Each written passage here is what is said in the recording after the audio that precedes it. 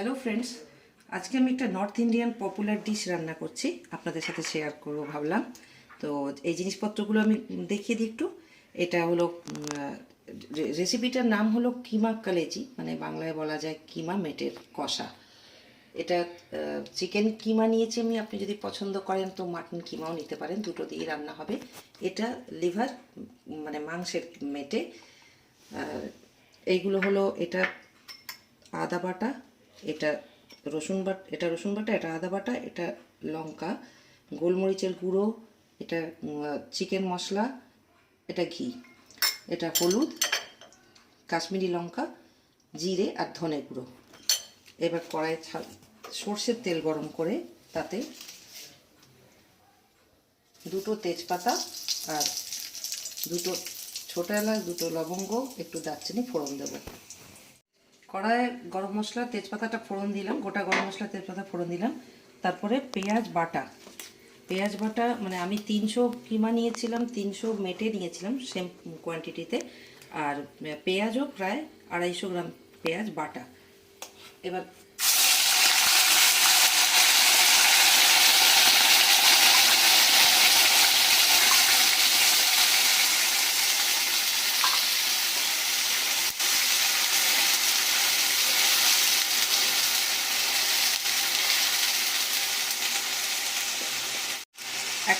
এক চামচ রসুন বাটা দেব,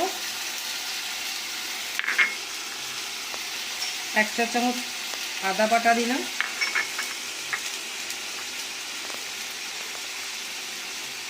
8 চা চামচ কাঁচা লঙ্কা, লাল রঙের যে কাঁচা লঙ্কা সেটা বাটা,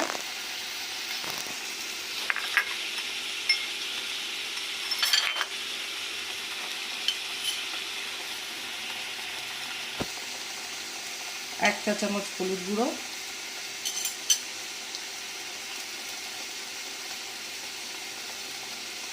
1 চা চামচ কাশ্মীরি লঙ্কা গুঁড়ো, 1/2 চা চামচ জিরে গুঁড়ো,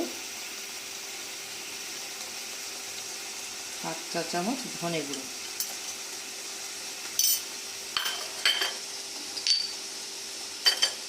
হাফ চা চামচ চিকেন মশলা আর 1/2 চা চামচ গোলমরিচের গুঁড়ো। এগুলো দিয়ে ভালো করে কষাতে হবে একটু নুন দিয়ে।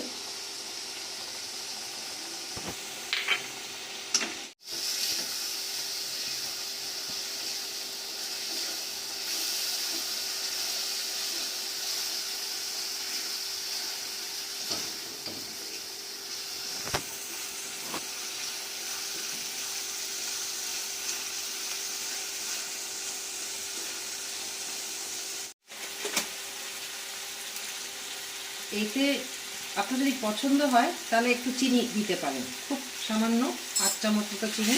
এটা অপশনাল, আপনার যদি পছন্দ হয় দিতে পারেন, নাও দিতে পারেন।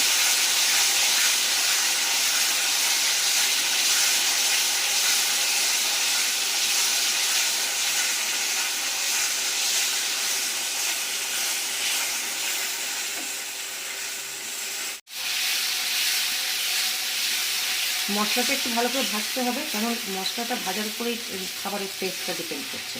যদি মশলাটা একটু কাঁচা থেকে যায় ভালো লাগবে না। মশলাটা যখন তেল ছাড়তে লাগবে তখন তার মধ্যে কিমাটা আর মেটেটা দিয়ে দেবো।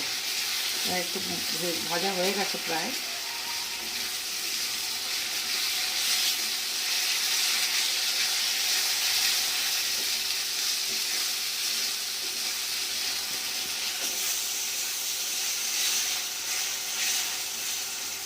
মশলা ভাজা হয়ে গেছে, এবার তেল ছাড়ছে, এবার কিমাটা দিয়ে দিই।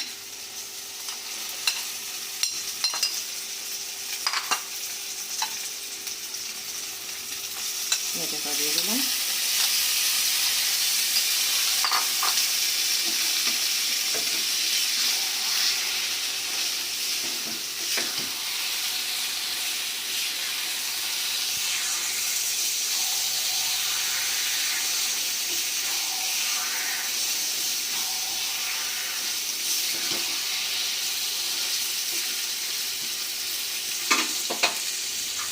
তিন চারটে কাঁচা লঙ্কা চিড়ে দিয়েছি। এটা আপনার টেস্টের ওপর, যদি আপনার পছন্দ হয় দেবেন। তবে এই রান্নাটাতে কাশ্মীরি লঙ্কাটারই মেন প্রায়োরিটি। কাঁচা লঙ্কা টেস্টের জন্য আপনি দিতেও পারেন, নাও দিতে পারেন।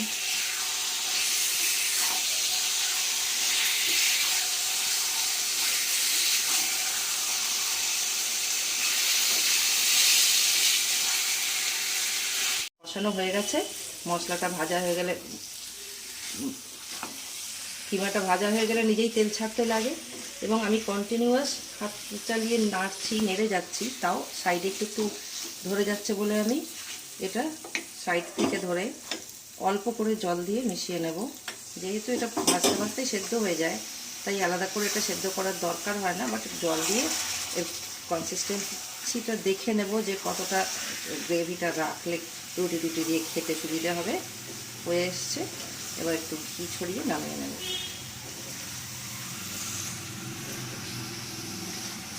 আমি খুব বেশি তেল বা খুব বেশি লঙ্কা বা মশলা পছন্দ করি না, বাট যেহেতু মাংসের প্রিপারেশান একটু তো মশলা দিতেই হবে, সেই জন্য এবার গ্যাসটা কমিয়ে দেব।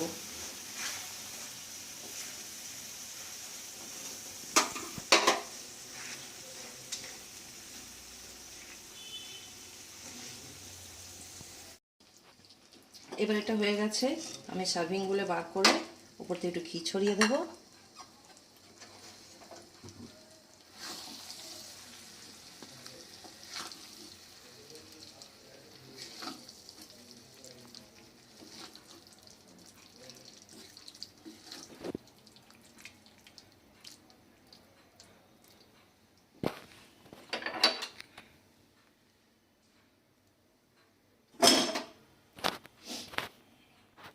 সার্ভিং বলে বার করে এবার সার্ভ করার জন্য রেডি। ফ্রেন্ডস, এটা খেয়ে বানাবেন অতি অবশ্যই, খেয়ে দেখবেন, ভালো লাগলে লাইক, শেয়ার আর সাবস্ক্রাইব করবেন, আর কমেন্টে জানাবেন, কমেন্ট বক্সে যে কীরকম লাগলো। Thank you, good night.